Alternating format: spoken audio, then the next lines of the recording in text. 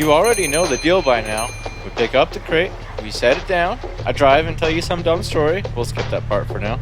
We get to the yard and go, I wonder what could be in this crate. Wouldn't you guys like to know? And then I go stand in front of the marmot and I go, it's an upgrade for this. And what upgrade is it today? Well, today it is a bumper. Let's put it on. And there we go. Now some of you will say, what's different about it? Well, I mean, it's square. It hangs lower to the ground. And so also some people might say or think, hey, your business makes about $1,000 a day right now if you work really hard. And how much did you spend on this? Well, I spent $2,000. So was it worth spending 2 entire days worth of work for the slightest difference? Yeah, it was worth it. I would have paid $5,000 for it because we are painting an art piece here. Alright, that didn't make sense. I've got to throw a disclaimer out for this video. My wife is out of town right now, which means it is time for a work challenge, and I have just worked like an 18-hour day, and now I'm just gonna pull an all-nighter to record this episode. I don't think I'll actually make it all night. I think I'll probably fall asleep right here in this chair eventually, but the goal is, as soon as I wake up, just get right back to recording this episode. So I may start to slur my words, or I may start to our cognitive abilities might fall apart a little bit, and I may be super energetic in one scene, and then the next scene I'm like, oh, just dragging along, because I may or may not have fallen asleep between that. But you know, I just wanted to get it out there. And yes, I know how important sleep is. I have read the book Why We Sleep by Matthew Walker. Oh shit, I hope that's his name. I think that's his name. I've read that book like 6 times. I've also listened to Andrew Huberman talk about sleep all the time. But I've also listened to David Goggins' book several times and Cameron Hanes' book several times. And I love pushing myself. And so I respect sleep, but occasionally I like to see how far I can go. Plus, I'm sick right now, so that's making it even harder. Now, talking about something that you actually care about, what are we driving? Well, 20 days has passed since the last episode, and I just spent that last 20 days truck driving again. I mean, there's not a whole lot to do right now in the winter.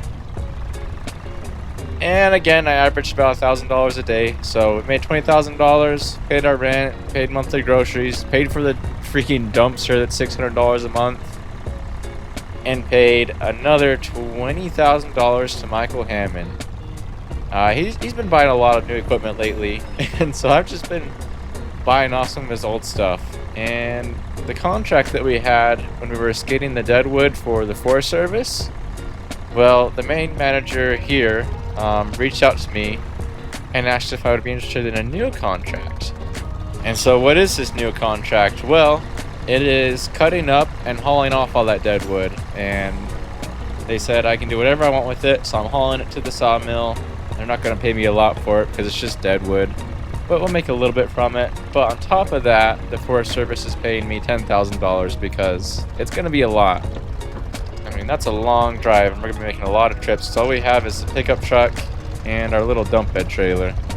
But it is winter right now. And so the most efficient thing would be to use our pickup truck and the skid steer, but that whole trail is so muddy and snowy right now that it would be almost impossible for me to just load them straight to my pickup truck and head out. And so the perfect machine for this job is behind us.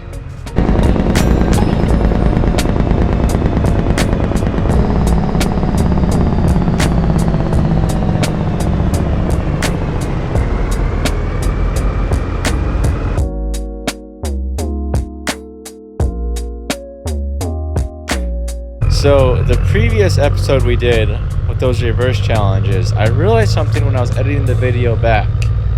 I could have had my mirrors angled so much better than what I did, and so now I changed them. We're going to test it out. Reverse challenge right here. We got to get backed up onto that trail and turned around. So I have my mirrors angled now where I can see the trailer and I can see a little bit behind me.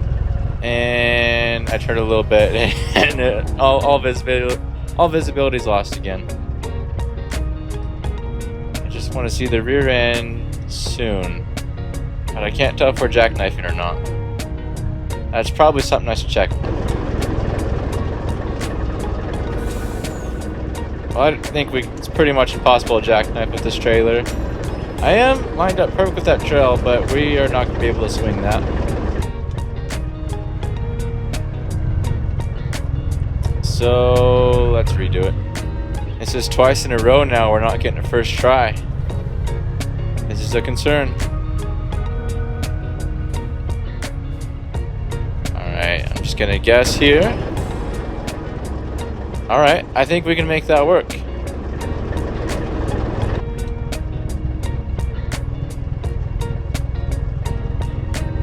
Let's go with that. And then a little bit of that. We probably need to go turn that way. Then you go like this.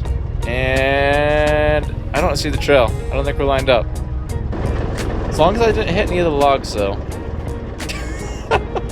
I about did. Well, great. Usually these reverse challenges make me feel like a really cool dude, but not today. Alright, let's get turned. Probably just pull up to this tree right here. And then that should have us off the road. But at a flat enough spot we can unload this thing we got. Alright, let's shut this down because I want to go for a little walk. And show you guys how much work this is going to be. Because I've operated this just a tiny bit. Just a tiny bit before I bought it. And using this crane is so awkward for me. Like, I don't get the controls. They're not in my nervous system yet. But we've got that log. We got this one. We got that one. It's all the way down there. We got this pile of logs right here. A couple more right here. Pushed up along that hill. Those are going to be kind of awkward to get. And then over here is the mother load. A wad of wogs here, man. There's a wad of wogs. What do we got a woden too? And I think this is the last of it. And normally this wouldn't be a huge deal, but with how... I don't know if you've ever used this machine in Farming Simulator before or not, but it's difficult to use. And I gotta cut them, load them, haul them up there, unload them into our little trailer, and then take that load all the way into town. And you know, we can't fit many logs on that little dump bed trailer of ours. And so this is gonna take me a long time.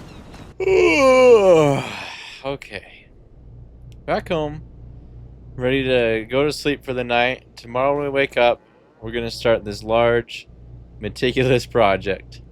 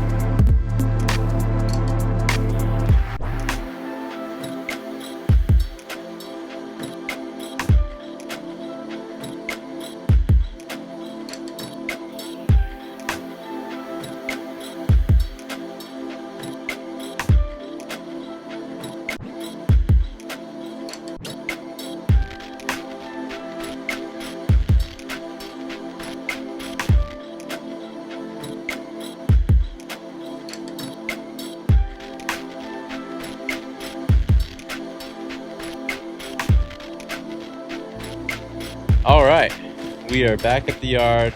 I've got this hauled back. We got paid for the lumber. We got paid from the Forest Service. We now have $34,000. Well, just about $35,000.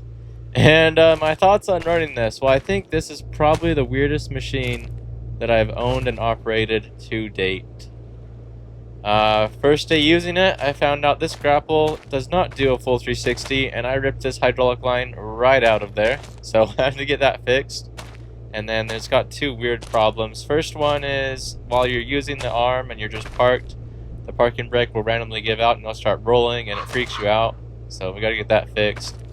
And when I use big logs, it'll like grab onto them and then it won't let go no matter what I do. So I have to like take a chainsaw in the middle and kind of cut it, as you probably saw in one of the clips. Those last two I'm not even saying for roleplay purposes. That's actually some glitches this machine has. Giants. I also love that there's so much like just slack in there, especially with this exhaust pipe, that I don't know if this is factory or if this is something Michael Hammond rigged up himself, but there's like a little holder thing to keep it from just bouncing back and forth so far. That's funny. But this is a very difficult machine to run. This was a lot harder than just using the skid steer to pick it straight off the ground and put it straight into a trailer. And so I'm glad we have it. I'd like to do some more practice with it because, as you saw, we could use it. But you know what sounds nice right now? Going back to the house, putting on a movie, and just relaxing.